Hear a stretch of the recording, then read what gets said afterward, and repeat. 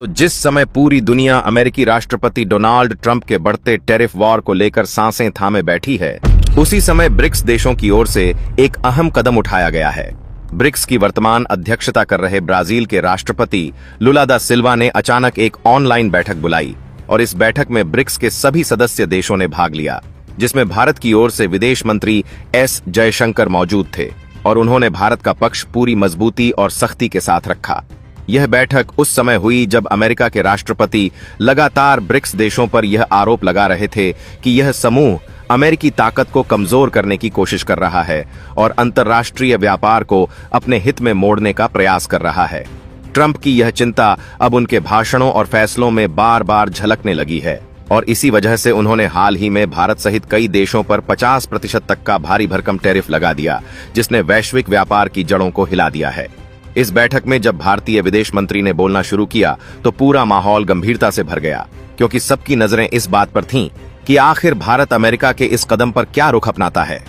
जयशंकर ने किसी का नाम लिए बिना साफ साफ कहा कि अंतर्राष्ट्रीय व्यापार को नियमों के तहत चलना चाहिए, उसमें न तो किसी के साथ भेदभाव होना चाहिए और न ही किसी एक देश के दबाव में आकर फैसले होने चाहिए। उन्होंने यह भी कहा कि वैश्विक व्यापार की बुनियाद खुले, पारदर्शी, निष्पक्ष और समावेशी ढांचे पर टिकी हुई है और इस ढांचे की रक्षा करना बेहद जरूरी है। भारत का रुख स्पष्ट था कि वह किसी भी ऐसी कोशिश का समर्थन नहीं करेगा जिसमें किसी विकासशील देश के साथ अन्याय किया जाए। जयशंकर ने चेतावनी देते हुए कहा कि आज की दुनिया में जिस तरह लगातार व्यवधान पैदा किए जा रहे हैं, उससे किसी का फायदा नहीं होने वाला, बल्कि सभी देशों को नुकसान उठाना पड़ेगा। उन्होंने यह भी कहा कि अब समय आ गया है कि देश एक दूसरे के साथ मिलकर सहयोग करें ताकि वैश्विक अर्थव्यवस्था को स्थिर बनाया जा सके। यही नहीं, जयशंकर ने इस बैठक में भारत के सामने आ रही व्यापारिक चुनौतियों और खासकर ब्रिक्स देशों के साथ बढ़ते व्यापार घाटे पर भी बात की। उन्होंने चिंता जताई कि भारत के सबसे बड़े व्यापार घाटे इन्हीं ब्रिक्स देशों के साथ हैं और भारत बार बार इस मुद्दे को उठाता रहा है। अब उम्मीद है कि इस बैठक से निकले निष्कर्ष में इन चिंताओं को भी जगह दी जाएगी।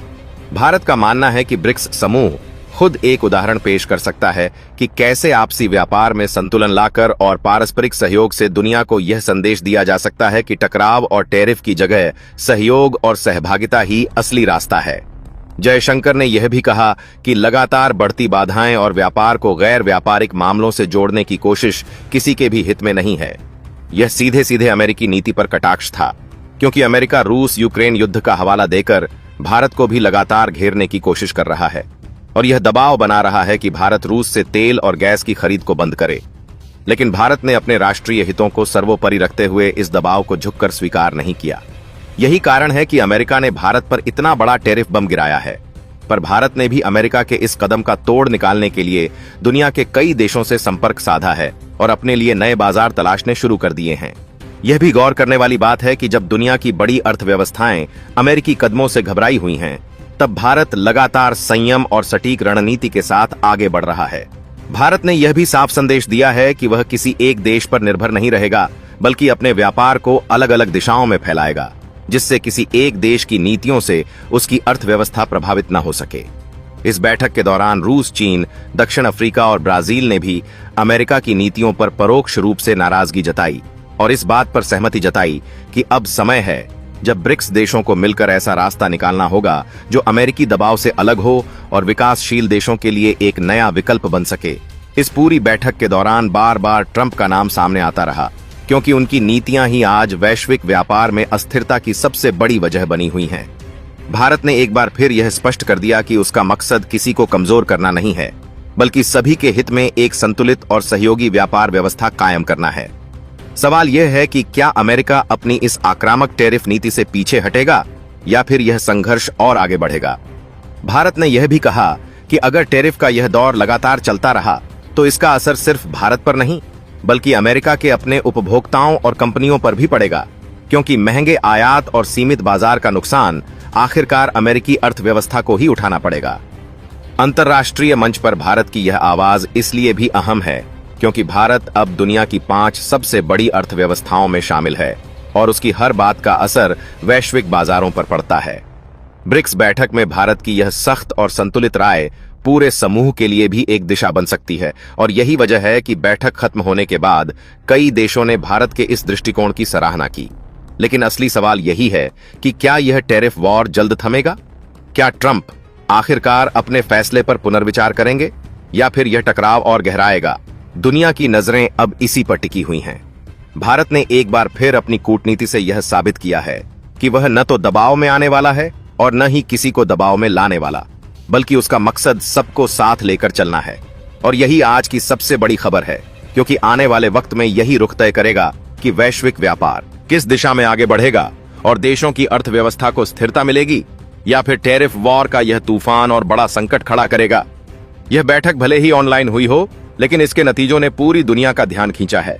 और अब यह देखना दिलचस्प होगा कि आने वाले दिनों में अमेरिका, भारत और ब्रिक्स के अन्य सदस्य देशों के बीच बातचीत किस दिशा में जाती है और क्या सच में इस संकट का कोई समाधान निकलता है या फिर दुनिया को एक लंबी टैरिफ जंग झेलनी होगी। दुनिया इस समय जिस सबसे बड़े विवाद पर निगाहें गड़ाए बैठी है वह है ट्रंप प्रशासन का भारत पर लगाया गया 50% का भारी भरकम टैरिफ, और इसके साथ ही लगातार यह दबाव कि यूरोप भी अमेरिका की ही तरह भारत पर 50% टैरिफ लगाए ताकि भारत को आर्थिक और राजनीतिक रूप से अलग थलग किया जा सके। लेकिन यहाँ सबसे बड़ा सवाल यह है कि आखिर यूरोप का रुख क्या होगा? क्या यूरोप अमेरिका के दबाव में आकर वही करेगा जो वॉशिंगटन चाहता है, या फिर यूरोप अपने हितों को ध्यान में रखते हुए भारत के साथ मुक्त व्यापार समझौते की ओर बढ़ेगा? यह वही सवाल है जो इस समय पूरी दुनिया में चर्चा का सबसे बड़ा केंद्र बना हुआ है। और इसकी वजह अमेरिकी वित्त मंत्री स्कॉट बेसेंट का ताजा बयान है, जिसने हलचल और तेज कर दी है। स्कॉट बेसेंट ने एक मीडिया इंटरव्यू में साफ कहा कि अगर अमेरिका और यूरोप रूस से तेल खरीदने वाले देशों पर और कड़े प्रतिबंध लगाए तो रूस की अर्थव्यवस्था हिल जाएगी। और भारत का नाम लेकर उन्होंने यह जिक्र किया कि भारत पर पहले से ही अमेरिका 50% टैरिफ लगा चुका है और अब जरूरत है कि यूरोप भी ऐसा ही करे। लेकिन भारत की ओर से बार बार यह साफ कहा गया है कि अमेरिकी टैरिफ न केवल अनुचित हैं, बल्कि अंतर्राष्ट्रीय नियमों और आपसी रिश्तों के खिलाफ हैं। इसके बावजूद ट्रंप प्रशासन यूरोप को लगातार यह समझाने की कोशिश कर रहा है कि अगर वह भी भारत पर ऐसे ही टैरिफ लगाएगा तो रूस पर दबाव और बढ़ेगा।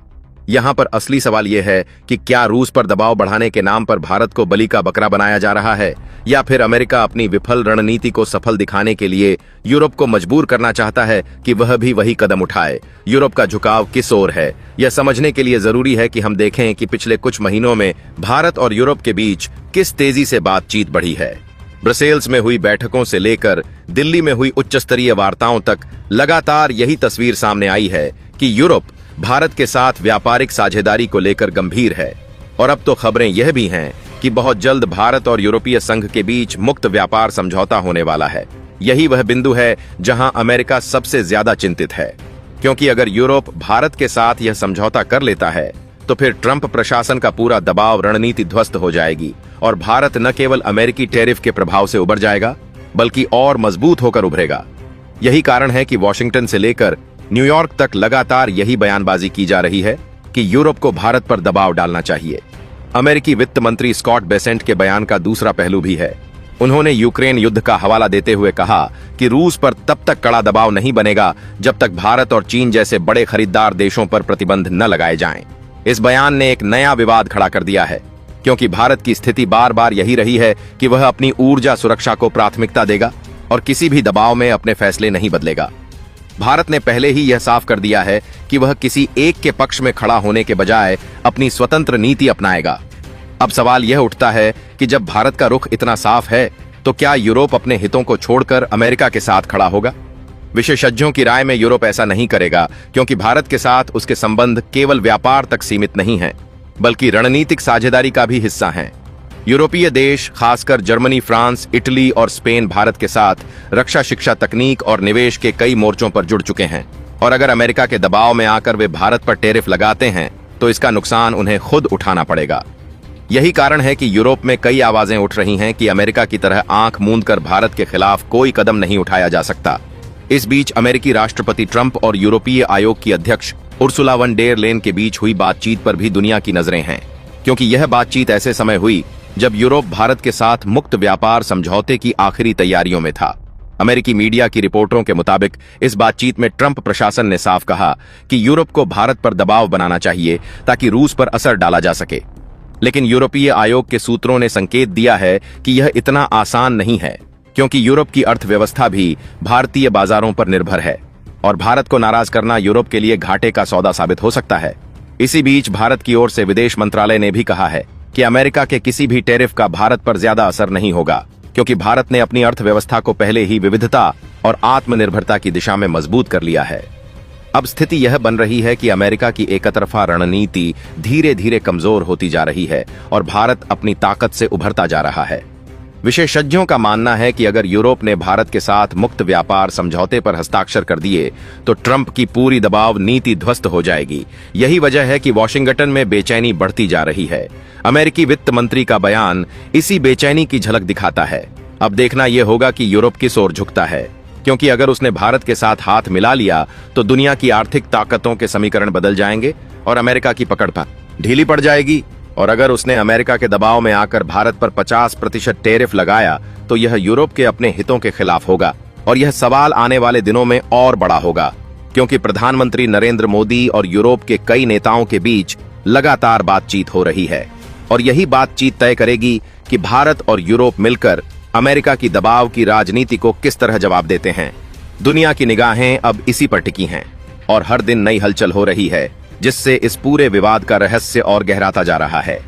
भारत ने दुनिया से छिपाकर एक आर्थिक किला बनाया है। 0 अरब डॉलर की दौलत से महाशक्तियां बेचैन हैं। कंगाल पाकिस्तान की कुल संपत्ति से 70 गुना ज्यादा पैसा भारत के खजाने में है, जिससे इस्लामाबाद से वॉशिंगटन तक हड़कंप मच गया है। भारत का गुप्त स्वर्ण भंडार डॉलर को सीधी चुनौती देगा। 86 अरब डॉलर का सोना दुनिया का नया किंग बनेगा। सिर्फ एक हफ्ते में भारत पर दौलत की सुनामी आई है, जिसमें 3.51 अरब डॉलर की कमाई ने सारे रिकॉर्ड तोड़ दिए।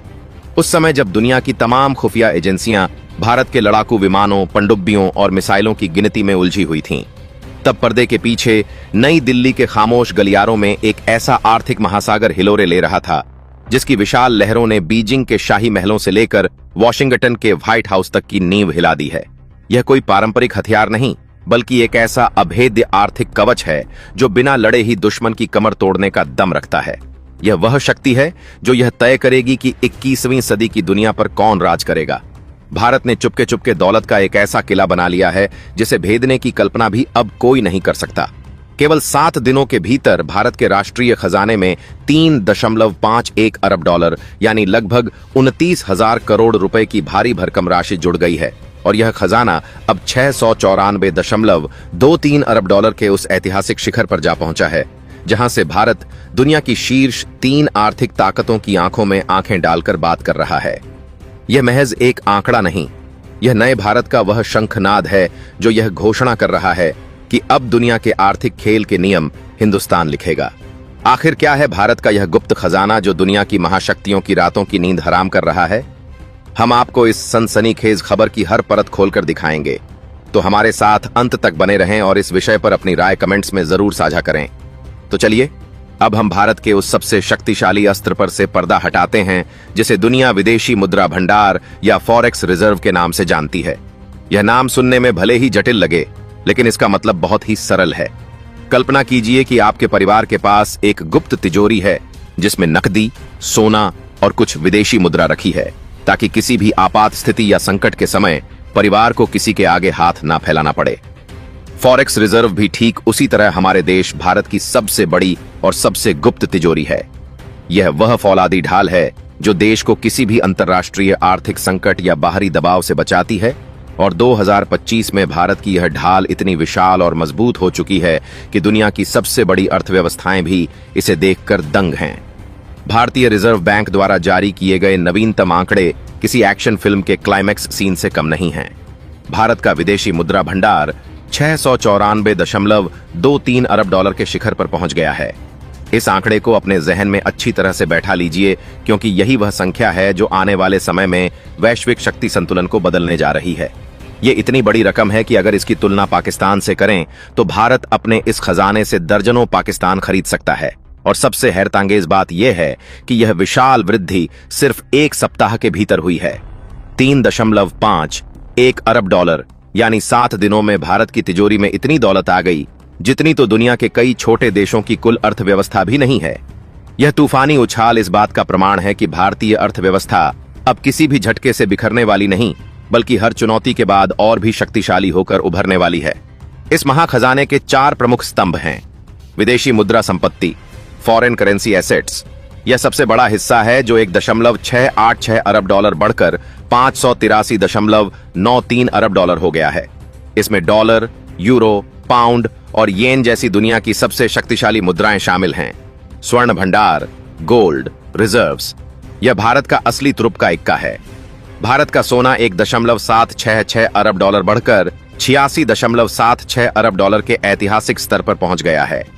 यह सिर्फ पीली धातु नहीं, यह भारत का वह स्वर्ण अस्त्र है जो डॉलर की बादशाहत के खिलाफ एक गुप्त हथियार के रूप में काम करेगा।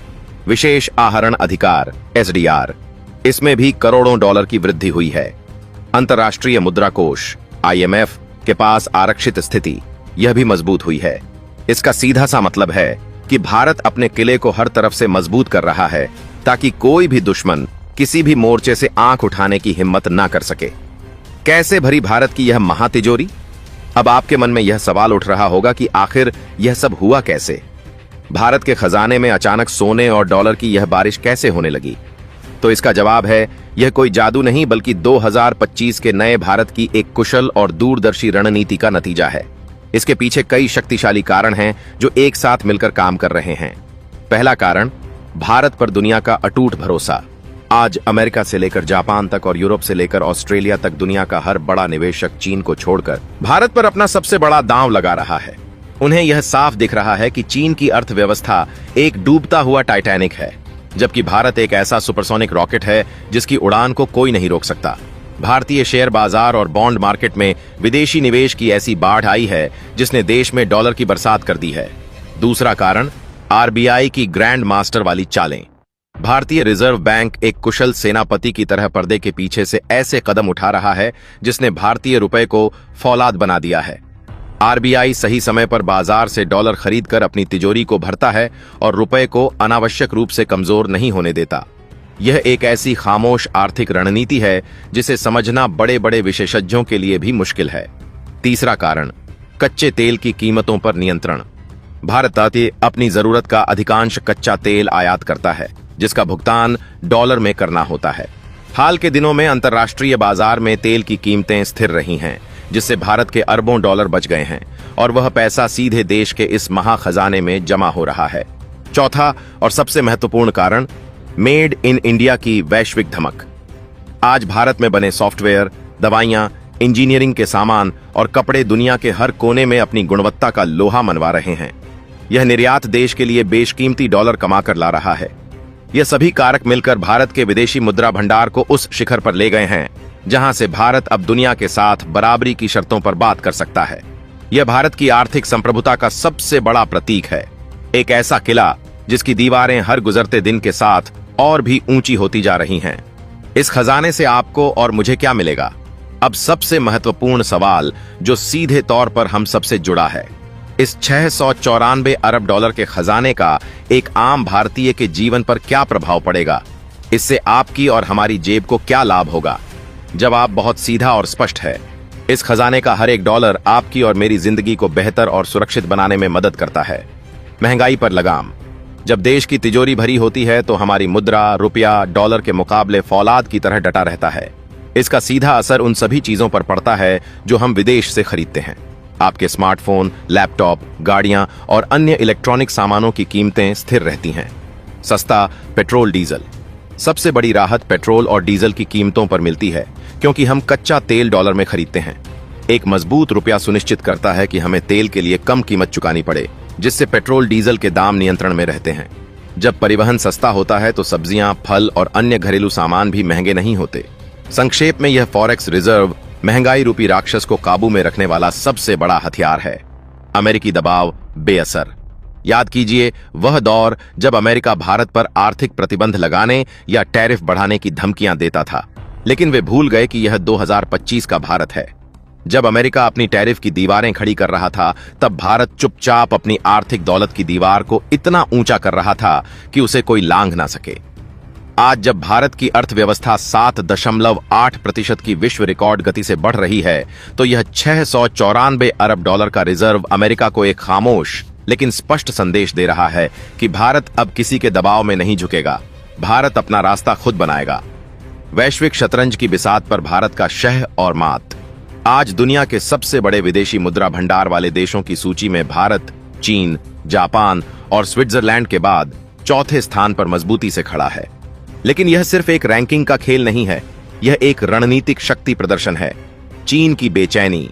चीन जो कल तक खुद को एशिया का एकमात्र दादा समझता था, आज भारत की इस बढ़ती आर्थिक ताकत को देखकर उसकी भौहें तन गई हैं। वह जानता है कि भारत का यह 694 अरब डॉलर का भंडार किसी भी बाहरी आर्थिक हमले या प्रतिबंध के खिलाफ एक अदृश्य दीवार है। चीन को यह एहसास हो गया है कि अगर उसने सीमा पर कोई दुस्साहस किया तो भारत अब महीनों तक बिना किसी आर्थिक संकट के न केवल सैन्य मोर्चे पर बल्कि आर्थिक मोर्चे पर भी डटकर मुकाबला कर सकता है। डॉलर को सीधी चुनौती। यह रिजर्व भारत को IMF या किसी अन्य देश पर निर्भर हुए बिना अपने स्वतंत्र निर्णय लेने की ताकत देता है। भारत का 86 अरब डॉलर से अधिक का सोना किसी भी वैश्विक मुद्रा संकट में एक गोल्डन कार्ड की तरह काम करेगा। इस मजबूत रिजर्व के दम पर भारत धीरे धीरे रुपए में अंतर्राष्ट्रीय व्यापार को बढ़ावा दे रहा है, जो आने वाले समय में डॉलर की वैश्विक बादशाहत को सीधी चुनौती देगा। आपको क्या लगता है, क्या भारत 2025 के अंत से पहले 750 अरब डॉलर के आंकड़े को छू लेगा? अपनी राय कमेंट में जरूर बताएं।